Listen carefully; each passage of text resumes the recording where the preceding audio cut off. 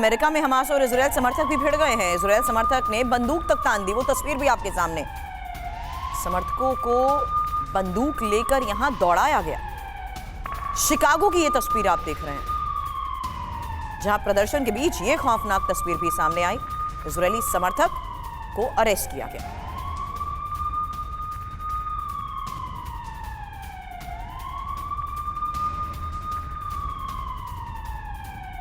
दो तस्वीरें एक साथ आपके सामने, जहां देखिए किस तरीके से पहले समर्थक भिड़ रहे थे, लेकिन हालात इस कदर बिगड़ गए कि उसने जब बंदूक तानी तो स्थिति इस कदर बिगड़ गई कि पूरे इलाके में अफरा तफरी का माहौल नजर आया। इस बीच मौके पर मौजूद पुलिसकर्मियों की तरफ से इजरायली समर्थक को अरेस्ट भी किया गया है।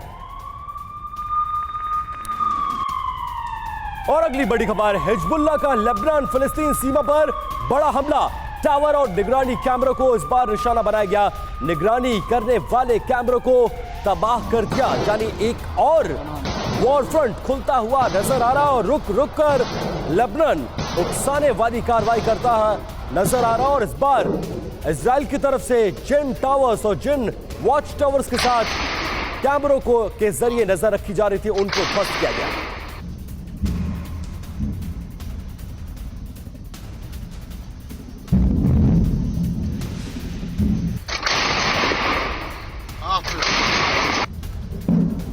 और इजराइल के मिसगांव और अल अबाद कस्बों पर भी हमलों को लेकर खबर आई। एटीजीएम से कस्बों पर ये हमले किए गए हैं। हिजबुल्लाह ने एटीजीएम हमलों की जिम्मेदारी भी ली है।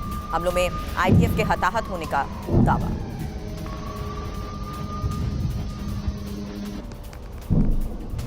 डिफेंस एक्सपर्ट के तौर पर अनुराग शुक्ला भी इस वक्त हमारे साथ हैं। अनुराग जी, इन तस्वीरों को देखकर अंदाजा तो ये लगाया जा सकता है कि कैसे आर पार की इस जंग में लगातार उन हथियारों का इस्तेमाल किया जा रहा है जिसके बलबूते अभी तक ग्राउंड ऑपरेशन को लेकर मंजूरी नहीं मिली थी। इस हालात को कैसे निपटा जाएगा? ये जैसा आपने बताया कि एक बहुत लंबी वॉर चलने वाली है और जो दुश्मन था, जो जिसको हमने कम आका था, उसने अपनी स्ट्रेंथ दिखाना शुरू कर दिया है।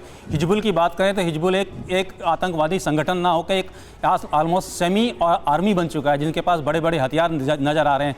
Anti tank missile anti missile system देखे जा रहे हैं। तो एक बहुत बड़ा चुनौती है इजराइल के लिए, जो दूसरा फ्रंट खुलने के समय इनको एक बहुत बड़ा चैलेंज मिल सकता है। और गाजा की तरफ देखें तो गाजा पे दूसरी तरह का वॉर चल रहा है। एक तरफ देखा जा रहा था कि इजरायली बहुत शक्तिशाली आर्मी थी जिसके सामने हमास की कोई वजूद नहीं दिख रहा था, लेकिन उन्होंने अपने पक्ष में इसको इस तरह से टिल्ट कर लिया है कि आज वो मिडीवियल वॉर के फेस पे आ गए हैं, जहां पे बड़े बड़े हथियार अब फेल होने जा रहे हैं। अभी ग्राउंड रियलिटी होगी, जब ग्राउंड ऑपरेशन शुरू होगा, जिसके अंदर मैन टू मैन फाइट शुरू होगी, जिसके अंदर जो बड़े हथियार हैं, आपके टैंक हैं, ये सब काम नहीं करेंगे। ग्राउंड के अंदर जाने के बाद ये उनका खुद का इलाका है और इजरायली फोर्सेज के लिए बहुत बड़ा चैलेंज होगा अपना ऑपरेशन पूरा करने के लिए, और इसके साथ साथ ग्राउंड में जो उनके ऑब्जेक्टिव्स हैं उनको संपूर्ण करने के लिए। ये जंग जैसे जैसे आगे बढ़ेगी वैसे वैसे भीषण होगी, इस बात की आशंका एक्सपर्ट्स भी लगाते हुए नजर आ रहे हैं। और देखिए, हमास पर इजराइल ने एक बार फिर से भीषण बमबारी की है। इस बार गाजा पट्टी में आईडीएफ ने मोर्टार से किया है ताबड़तोड़ हमला। इजराइल की सेना ने इस हमले का वीडियो भी जारी किया है। मोर्टार से हमला क्या है, यानी ग्राउंड इन्वेजन को इधर मंजूरी और उसके बाद उसका असर जमीन पर दिखने भी लगा है। ये देखिए गाजा पट्टी का वो इलाका जिस तरफ इजरायली फोर्स आगे बढ़ रही है और मोर्टार से हमला किया गया है।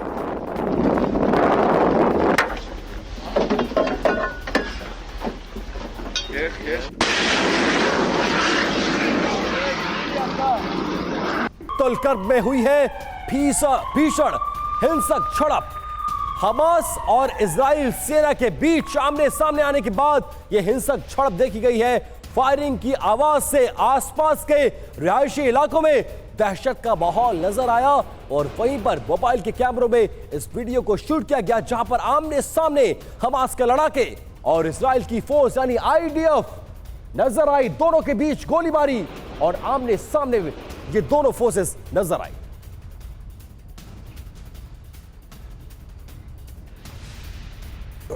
तो ये तस्वीरें आपके सामने, ये वो तस्वीरें जो बताती है कि ये जंग और भी भीषण होने जा रही है और आप ग्राउंड इन्वेजन को मंजूरी मिल गई है। उससे पहले की ये तस्वीर जब आमने सामने आ गई इजराइल डिफेंस फोर्स और हमास के लड़ाके, और उस वक्त दोनों में सामने की गोलीबारी होती रही।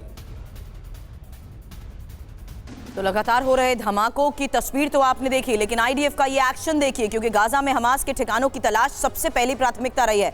खुफिया जानकारी से टारगेट पर एक्शन को लेकर भी तस्वीरें सामने आई। हालांकि निशाने पर हमास नेताओं के परिवार भी अब इसलिए क्योंकि ज्यादातर सभी की ऑपरेटिव्स को अब टारगेट करते हुए मार गिराया गया है। वो इसलिए भी क्योंकि मस्जिदों में छिप रहे हमास के लड़ाकों को लेकर भी खबरें थी।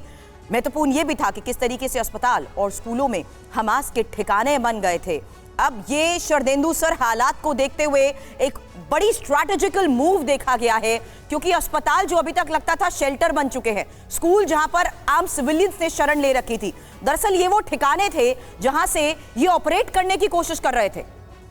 हाँ, देखिए हमास का तो मॉडस ऑपरेंडी यही रहा है। ये लड़ाके हैं, आतंकवादी हैं, तो जब भी ये ऑपरेट करते हैं ऐसे ही सॉफ्ट टारगेट को अपना स्थान बनाते हैं जहां से वो ऑपरेट करते हैं। जैसे कि इजराइल अगर उस पर अटैक करता है या पाउंडिंग करता है तो एक वर्ड में डिफरेंट ओपिनियन जनरेट की जाए, ये इनका मॉडस ऑपरेंडी है। इजरायली सेना इसको समझती है। इसी के तहत उन्होंने देखिए जो अस्पताल पे या चर्च पे या शरणार्थी शिविर पे अटैक किए, ये सिविलियन को मारना मकसद नहीं था हमास के। मेरा मानना है कि आतंकवादी वहां से ऑपरेट कर रहे थे, कुछ सिग्नल इमिनेट हुआ होगा, कुछ हार्ड इंटेलिजेंस आई होगी, इसके तहत इजराइल ने उस पर स्ट्राइक किया है। लेकिन यही इजराइल आर्मी के लिए आज की डेट में सबसे बड़ा चैलेंज बना है। एक तरफ देखिए मदद के जो ह्यूमैनिटेरियन ग्राउंड पे मदद गाजा पट्टी पे पहुंचे, दूसरी तरफ आप शरणार्थी शिविर पे अटैक करते हैं, तो कहीं ना कहीं ये अपने मदद के लिए भी अब इजरायली सरकार राजी इसलिए नहीं है क्योंकि उनका ये मानना है कि अगर हम इन बॉर्डर एरियाज को खोलते हैं तो दोबारा हथियारों की स्मगलिंग शुरू होगी और एक और जरिया बनेगा हमास के लिए और मजबूत होने का। बिल्कुल आपने ठीक कहा, लेकिन ये जो ह्यूमैनिटेरियन एड है वो अंडर कवर यूएन का जो है एक चेक पॉइंट बना हुआ, उसमें वो चेक करते हैं, सारे ट्रकों की जांच पड़ताल होती है, उसमें ह्यूमैनिटेरियन एड है तभी उसको अंदर आने दिया जाता है। इसी के तहत देखिए अब तक सिर्फ 17 ट्रक ही जा चुके हैं, जबकि काफ़ी तादाद में ट्रकों की वहाँ लाइनें लगी हुई हैं। जो ट्रक क्लियर हो जाते हैं वहीं अंदर जाते हैं, लेकिन ये मदद पूरी तरीके से पर्याप्त नहीं है उस बिल्कुल, और ये मदद उतनी बड़ी नहीं है जितनी बड़ी क्षति पहुंची है, जितना बड़ा हमला